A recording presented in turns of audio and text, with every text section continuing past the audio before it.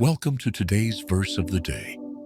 Today's passage takes us into a time of war in the ancient world, where kings clashed, lands were taken, and Lot was caught in the middle. In these verses, we witness Abram's courage, his reliance on God, and his refusal to let worldly rewards define his victory.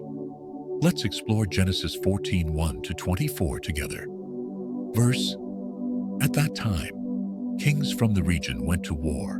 Kedorlaomer, king of Elam, and his allies defeated several other kings in battle. In the process, they seized all the goods of Sodom and Gomorrah and carried off Abram's nephew Lot and his possessions.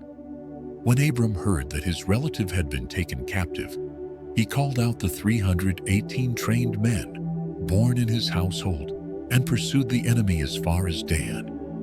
During the night, Abram divided his forces, attacked, and routed them, recovering Lot, his family, and all the goods. After Abram's victory, Melchizedek, king of Salem, brought out bread and wine.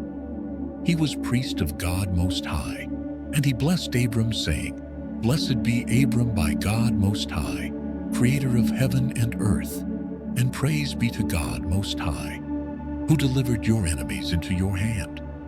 Then Abram gave him a tenth of everything.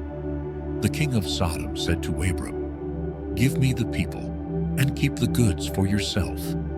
But Abram replied, "I have raised my hand to the Lord, God Most High, creator of heaven and earth, and have taken an oath that I will accept nothing belonging to you, so that you will never be able to say, 'I made Abram rich.'"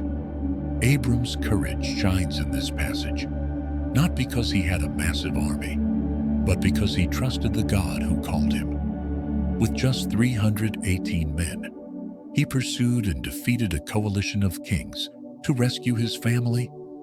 The encounter with Melchizedek is especially significant.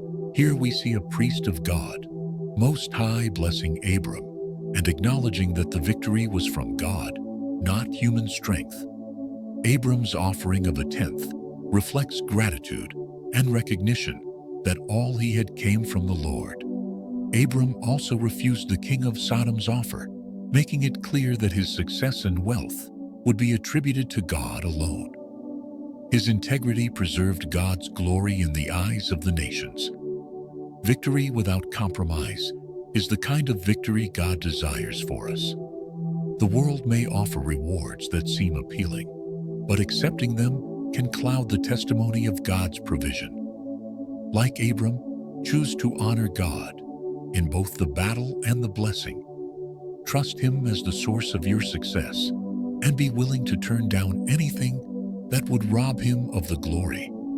Ask yourself today, am I living in a way that makes it clear that God, not man, is my provider? Thank you for joining me today.